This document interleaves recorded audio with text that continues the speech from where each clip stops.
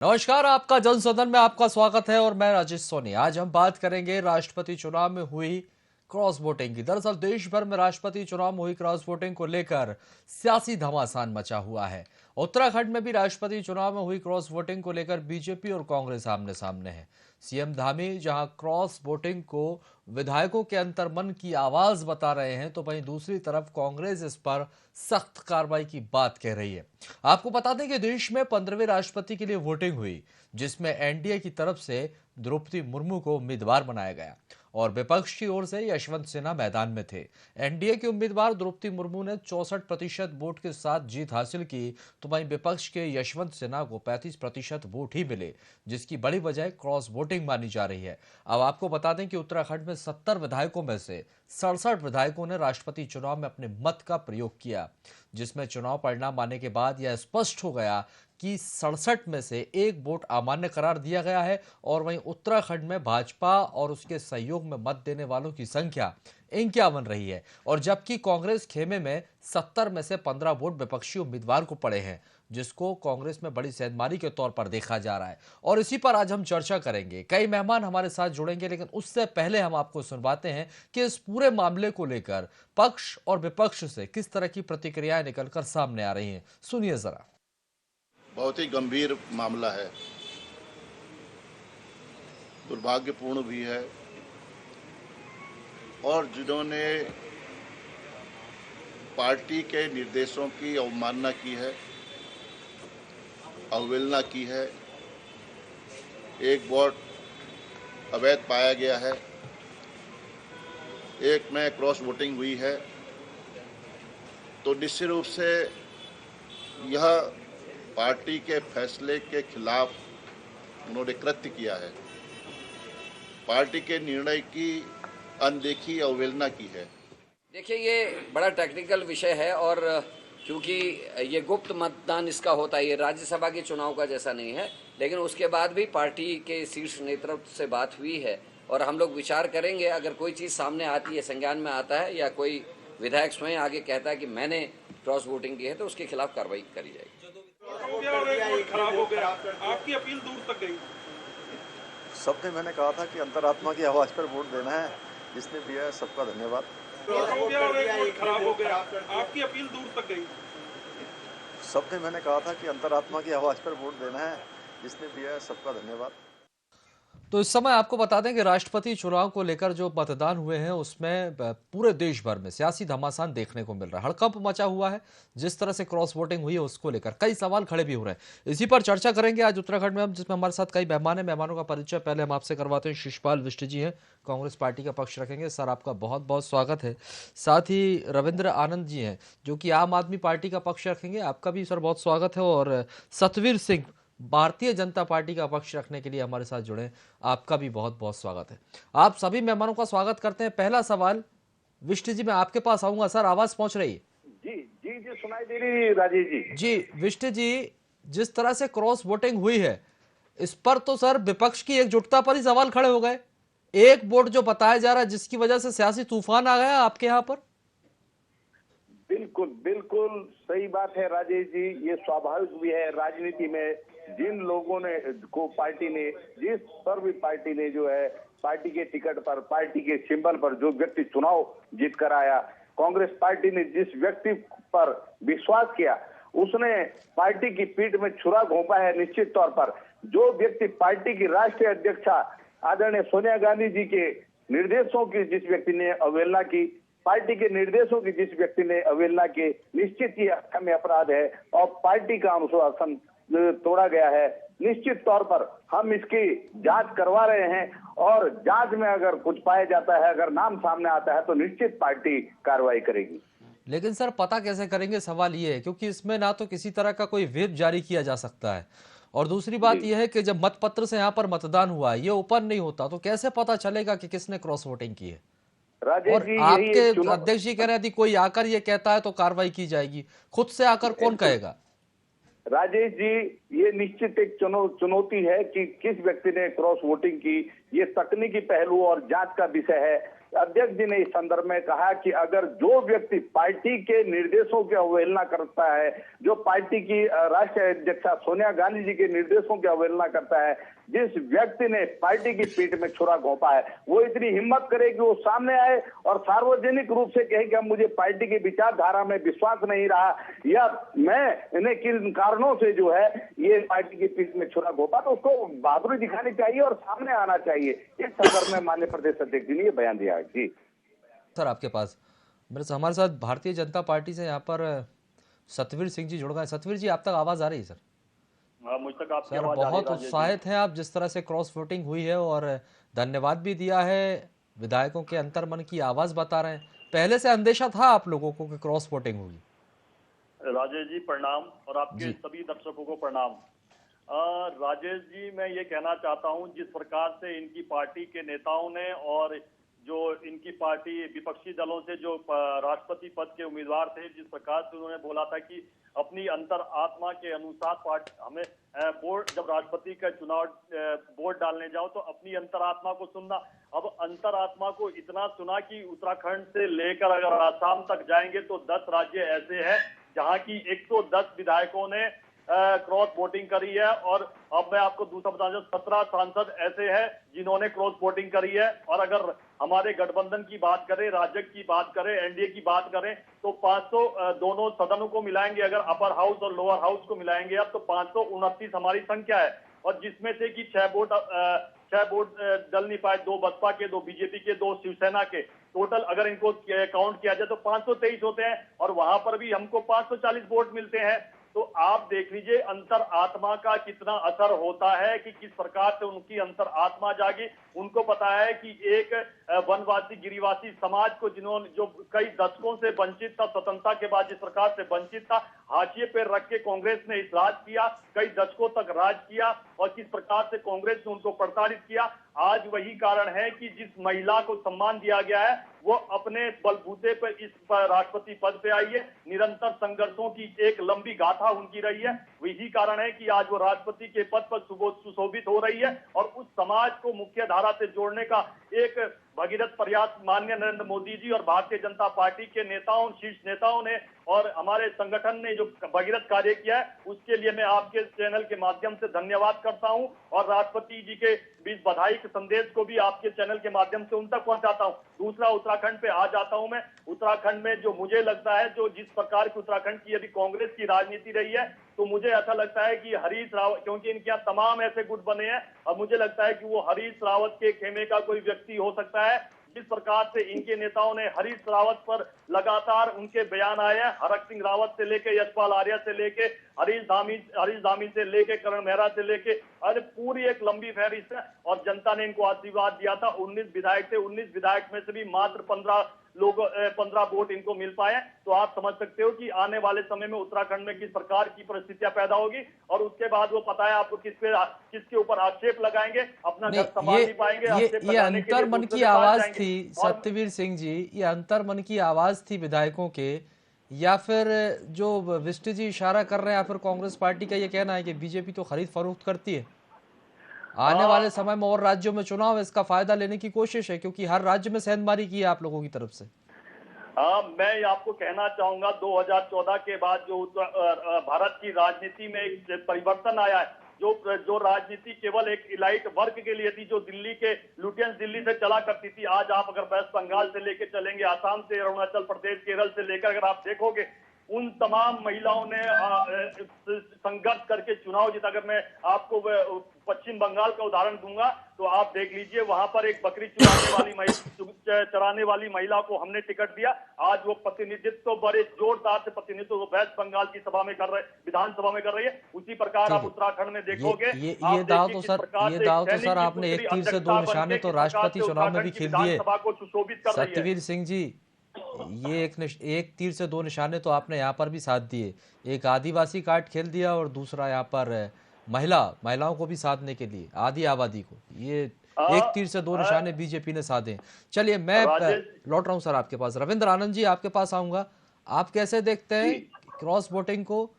क्योंकि जिस तरह से ये मामला तूल पकड़ता जा रहा है, एक बड़ी सेंधमारी हुई है विपक्ष के खेमे में। आप भी विपक्ष में हैं, एकजुटता की बात कही जा रही थी और बहुत जोर शोर से ये बात कही जा रही थी कि यशवंत सिन्हा का समर्थन करना है, लेकिन जिस तरह से क्रॉस वोटिंग हुई है, क्या कहेंगे आप? देखिए, कांग्रेस का तो दिन प्रतिदिन जो जहाज है वो डूबता ही जा रहा है और जिस प्रकार की घटनाएं, जिस प्रकार की चीजें कांग्रेस में चल रही हैं, जिस प्रकार कांग्रेस में सिर्फ फुटबॉल है, कांग्रेस के जो नेता हैं वो अलग अलग दलों में बढ़ चुके हैं, अलग अलग गुटों में बढ़ चुके हैं, उससे जो है एक चीज समझ में आती है कि धीरे धीरे कांग्रेस लगता है समाप्ति की ओर जाना चाहती है खुद ही। कांग्रेस को मुझे लगता है खत्म करने के लिए कांग्रेस के लोग ही काफी हैं और इतनी पुरानी पार्टी होने के बाद भी जो स्थिति कांग्रेस में बनी हुई है कि एक नेता दूसरे नेता पर विश्वास आज नहीं कर पा रहा, ये एक बड़ा मुझे लगता है कांग्रेस के लिए चिंतन का विषय है और कांग्रेस को ये समझना चाहिए कि वो किस प्रकार की राजनीति को लेकर के आगे बढ़ना चाहती है प्रदेश में, क्योंकि अब धीरे धीरे ऐसा जनता में एक विश्वास हो रहा है कि अब कांग्रेस आगे आने वाले समय में कांग्रेस लड़ाई से बाहर हो जाएगी और धीरे धीरे कांग्रेस शायद खत्म भी ना हो जाए, ये भी कहना कोई अतिशयोक्ति नहीं होगा। तो ये जो क्रॉस वोटिंग हुई है, ये सब इन्हीं कारण जिन पर मैंने चर्चा की, इन्हीं कारणों के परिणाम स्वरूप हुआ है और आगे भी कांग्रेस में आप देखेंगे कि टूट जारी रहेगी। राजेश जी, रविंद्र जी, आप जिस तरह से कांग्रेस पर आरोप लगा रहे हैं कि कांग्रेस को डुबोने में कांग्रेस का ही हाथ है, यूं कहा जाए कि कांग्रेस की सुपारी खुद कांग्रेस ने ही ले रखी है, लेकिन पंजाब की यदि हम बात कर लेते हैं तो पंजाब में 6 वोट मिलने चाहिए थे अगर बीजेपी के समर्थक दलों की भी बात की जाए, लेकिन सर 8 वोट वहां पर मिले। तो ये तो आपके लिए भी कहीं ना कहीं सवाल खड़ा करता है, आप लोगों की सरकार है वहां पर, ये जो संख्या यहाँ पर बड़ी है 2 वोटों की, इसमें ये जांच का विषय है, यहाँ तो आप भी सवालों के घेरे में आते हैं। देखिए, निश्चित तौर पर अगर ऐसा हुआ है या संज्ञान में पार्टी के आया होगा तो निश्चित तौर पर इस पर कार्रवाई होगी और क्योंकि आम आदमी पार्टी में एक सिस्टम है और आपने देखा होगा कि पिछले 8 सालों में एक पार्टी 2 राज्यों में राज करती है, तीसरे राज्य में उसके पास 2 विधायक हैं, तो ये एक बड़ी उपलब्धि है। भारतवर्ष के राजनीतिक इतिहास में इतनी जल्दी से बढ़ने वाली ये इकलौती पार्टी है जिसने 8 साल में 2 राज्यों में सरकार बना ली हो। तो निश्चित तौर पर जो आपने बात की है ये भी एक जांच का विषय है और इसको पार्टी जरूर गंभीरता से लेगी और देखेगी कि कहाँ गड़बड़ हुई है, कहाँ चूक हुई है। मैं इस बात से आपकी सहमत हूँ। चलिए विष्ट जी, जिस तरह से सतवीर जी ने अभी ये कहा है, गुटबाजी के आरोप वही लगे हैं कि आप की पार्टी में गुटबाजी है और ये जो क्रॉस वोटिंग हुई है इसको लेकर सीधा सा भाजपा का ये कहना है कहीं ना कहीं ये हरीश रावत गुट है जिसने क्रॉस वोटिंग की। देखिए राजेश जी, अब ये तो सकते हैं कि इनके पास ऐसा क्या है कि ये सीधे सीधे आरोप लगा रहे हैं। ये तो जब अभी ये तकनीकी रूप का मामला है कि ये पता नहीं लग सकता क्योंकि ये बहुत ही गोपनीय मतदान है। अगर भारतीय जनता पार्टी को ये पता है कि किस व्यक्ति ने जो है क्रॉस वोटिंग की, तो इसका मतलब पूरे देश के अंदर आप समझ सकते हैं इनको पता है कि किन किन लोगों ने, तो ये किस प्रकार से इन्होंने खरीद फरोख्त की होगी, किस प्रकार से इन्होंने जो है यह जो भी ईडी है, सीबीआई है, उसका दुरुपयोग किया होगा, किस प्रकार से, क्योंकि इनको सीधी सीधी जानकारी ये जान रहे हैं कि कौन व्यक्ति है, ये क्या है। तो हम कह रहे हैं कि अगर इतनी हिम्मत कर रहे हैं तो ये सीधे सीधे उस व्यक्ति का नाम भी सार्वजनिक करने का काम करें। और हम तो पहले ही कह चुके हैं कि हमें अगर किसी भी माध्यम से कैसे भी ये पता लगता है कौन व्यक्ति है राजेश सोनी जी, तो निश्चित है कि हम पार्टी जो है उस पर कड़ी कार्रवाई करेगी। और यहाँ पर यही नहीं, मैं राजेश जी, जो हमारे 2 लोग अनुपस्थित रहे, सर ये बताइए सीबीआई और ईडी से कौन डरता है? सर सीबीआई और ईडी से डरता कौन है? देखिए राजेश जी, सीबीआई और ईडी से कौन डरता है, अभी इसका सीधा सीधा उदाहरण आपने महाराष्ट्र में देखा। महाराष्ट्र की पूरी सरकार को गिराने में जिस प्रकार से सीबीआई, ईडी और धन का दुरुपयोग किया गया। और ये केवल महाराष्ट्र ही नहीं, ये सिलसिला पूरे देश के अंदर, अभी कर्नाटक का आप उदाहरण देखें कि वहां सीधे सीधे आरोप लगे, नहीं, वहां पर सीधा ये सरकारी ना, संस्था अगर जो गलत करेगा वो डरेगा, जो गलत करेगा वो डरेगा। अब ईडी और सीबीआई का डर दिखाकर विधायकों को अपने पाले में कर लेना, वोटिंग करवाना, सर ये बात समझ में नहीं आती ना। राजेश जी, भारतीय जनता पार्टी रस्सी का सांप बनाने में माहिर है। जो गलत झूठे आरोप लगाकर झूठे मामले में लोगों को फंसाना, और जब वो भारतीय जनता पार्टी के पाले में चले जाते हैं तो इनके पास धुलाई की ड्राई क्लीन मशीन है। वो कितना भी बड़ा, चाहे आपके ही शब्दों में अगर वो भ्रष्ट भी है तो वहां साफ सुथरा हो जाता है। उसको जो है ईमानदारी का, पाक साफ होने का सर्टिफिकेट भारतीय जनता पार्टी दे देती है। तो ये सिलसिला पूरे देश में चल रहा है और पूरा देश इसको देख रहा है। आज भारतीय जनता पार्टी के इस चरित्र को पूरा देश ही नहीं, पूरी दुनिया भी समझ चुकी है किस प्रकार से डराने, धमकाने, धन के दुरुपयोग करने को लेकर ये आज पूरे। सतवीर जी से पूछ लेते हैं। सतवीर जी, भाजपा में शामिल होकर व्यक्ति गंगा नहा लेता है, पाक साफ हो जाता है, या यूं कहे कि बीजेपी वॉशिंग मशीन है? टिप्पणी बात जवाब देता हूं मैं। जो स्थिति है, जो अंतरात्मा की जो स्थिति है, मैं इसलिए उस हरीश रावत जी का नाम लिया क्योंकि जिस प्रकार से हरक सिंह रावत से भी कुछ दिन हुए हैं, 3-4 दिन, जिस प्रकार नहीं, वो तो ये कह रहे हैं, जब आप इतने दावे से कह सकते हैं कि हरीश रावत के गुट से किसी ने वोट डाला, तो आपको तो सब पता होगा जितनी क्रॉस वोटिंग हुई है, किस किस ने वोट डाले।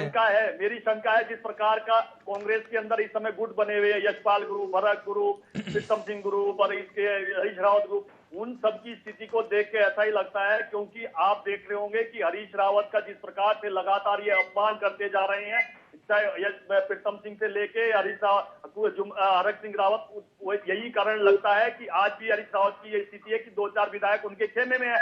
हो सकता है कि वहीं से कुछ ऐसी स्थिति उत्पन्न होगी। और दूसरा, मैं अंतरात्मा की बात करता हूं। जब ये अंतरात्मा की बात, इस प्रकार के प्रकरण क्यों होते हैं?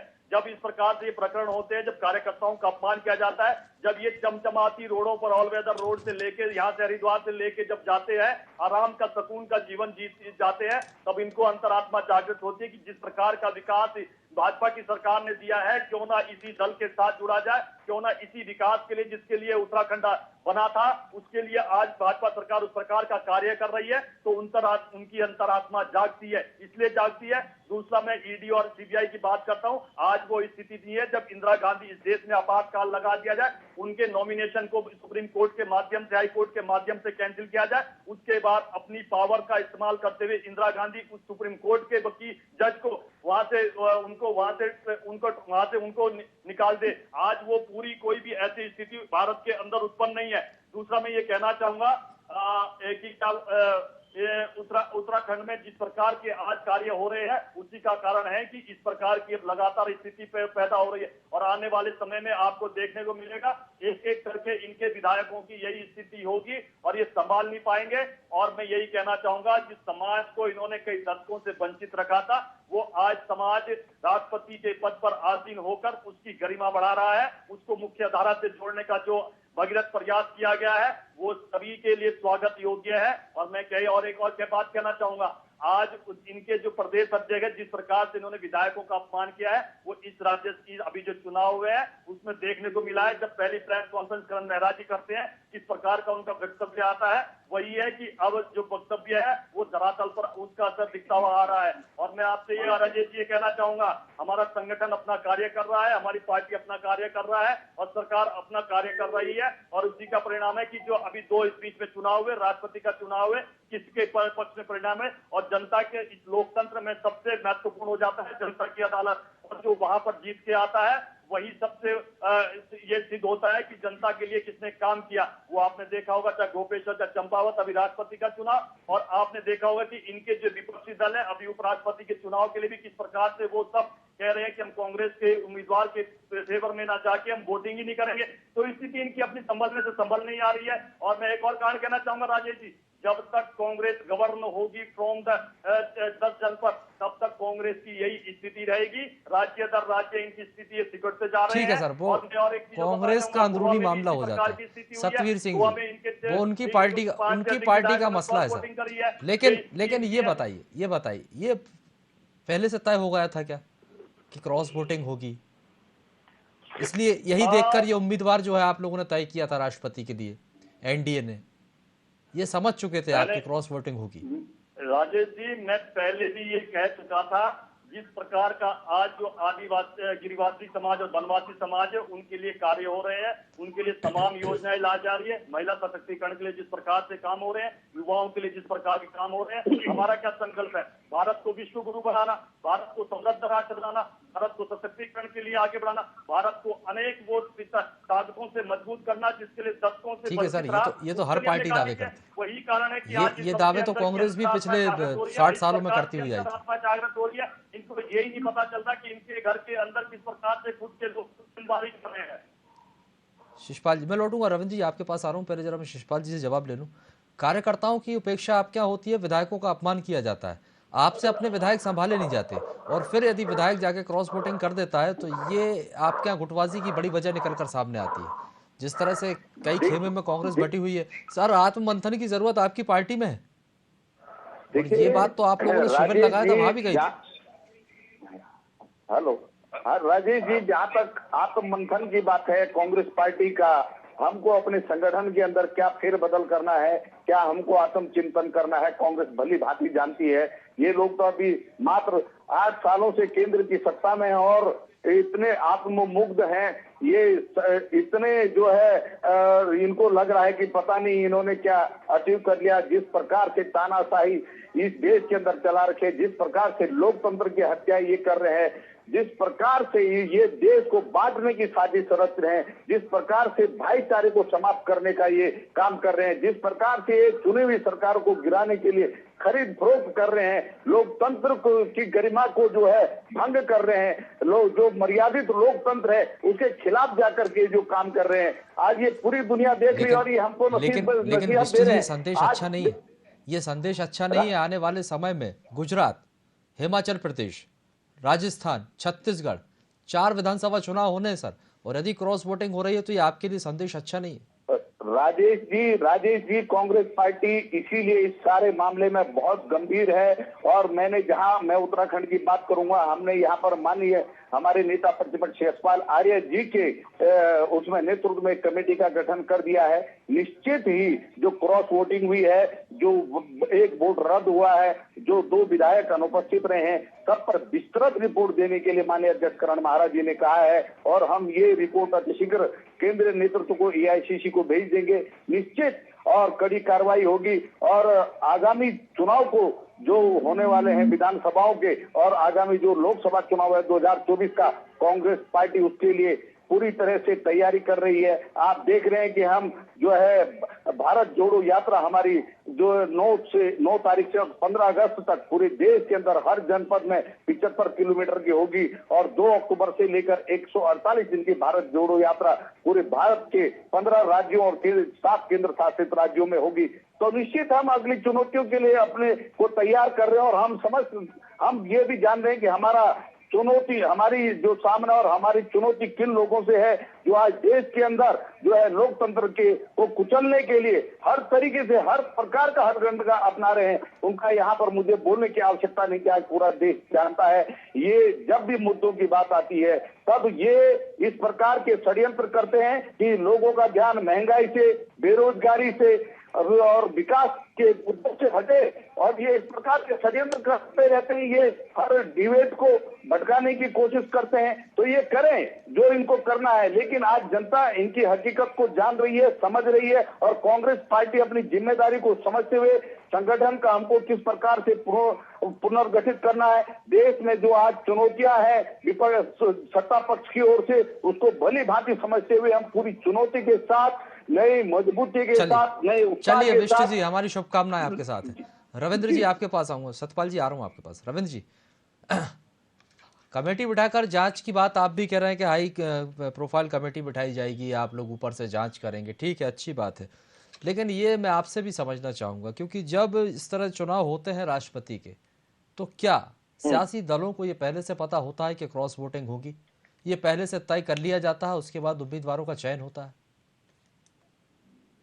नहीं, देखिए ऐसा नहीं है, क्योंकि एक प्रक्रिया है पूरी राष्ट्रपति चुनाव की, और वो प्रक्रिया कोई आज नई नहीं बनी है, ये सालों से ये प्रक्रिया चलती आ रही है। और अब जो राष्ट्रपति इस वक्त चुने गए हैं वो 15वीं राष्ट्रपति के रूप में चुनी गई हैं। तो ये प्रक्रिया है और उस प्रक्रिया में जो पार्टियां हैं अपना योगदान देती हैं, लेकिन हो सकता है किन्हीं कारणों के चलते यदा कदा को हम अपवाद भी नहीं मान सकते। हो सकता है कि यदा कदा कोई एक आध व्यक्ति ऐसा करता हो, लेकिन पार्टी उस पर संज्ञान लेगी, ये तय है। और हमारी पार्टी में एक सिस्टम है, मैंने पहले भी कहा, थोड़ा सा ऐसा सिस्टम है कि कड़ाई से पालन कराया जाता है चीजों का। तो अगर हमारे यहाँ कुछ ऐसी गड़बड़ दिखेगी तो निश्चित तौर पर उसका संज्ञान लिया जाएगा। निश्चित तौर पर उनके खिलाफ जो भी कार्रवाई माननीय अरविंद केजरीवाल जी चाहेंगे वो करेंगे। और इस पर मुझे इतना ही कहना। चलिए सतवीर जी, आपके पास आ रहा हूँ क्योंकि समय खत्म होने वाला है। अंतिम प्रतिक्रिया जल्दी से, आप कुछ कहना चाह रहे थे।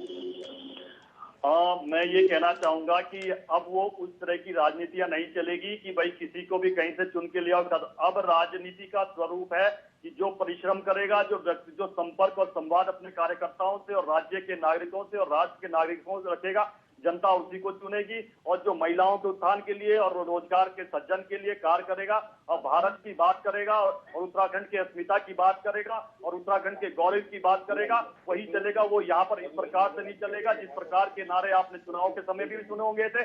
और वो इस प्रकार से अब उत्तराखंड में किसी प्रकार की गतिविधियां नहीं होने वाली। उत्तराखंड में मात्र अगर चलेगा तो यहाँ के जिस प्रकार की संस्कृति रही है, अध्यात्म का यहाँ का कितना पुराना इतिहास है, उसकी जो बात करेगा वही उत्तराखंड में स्थापित होगा। ठीक है सर, आप लोगों ने जो बात की, आपकी रणनीति थी और जनादेश आपको मिला, आप कहीं ना कहीं उसमें सफल भी हुए। अब ये कांग्रेस अपनी तरफ से अपनी पार्टी की रणनीति तैयार करेगी कि कैसे आगे बढ़ा जाए, ये उनका अंदरूनी मैटर हो जाता है। सर बहुत बहुत शुक्रिया आप सभी मेहमानों का हमारे साथ जुड़ने के लिए और बातचीत के लिए। तो आपको बता दें कि देश में 15वें राष्ट्रपति चुनाव में जिस तरह से क्रॉस वोटिंग हुई है, इसको लेकर विपक्ष की एकजुटता पर सवाल खड़े होते हुए दिखाई दे रहे हैं। बड़ी सेंधमारी एनडीए की तरफ से ये कही जा रही है और ये जो संकेत हैं ये अच्छे इसलिए नहीं हो जाते क्योंकि आने वाले समय में 4 राज्यों में विधानसभा चुनाव होने, ऐसे में विपक्ष के सामने कई तरह की चुनौतियां खड़ी हो जाती हैं। अब इन चुनौतियों से विपक्ष किस तरह से पार पाएगा, ये एक बड़ा सवाल है।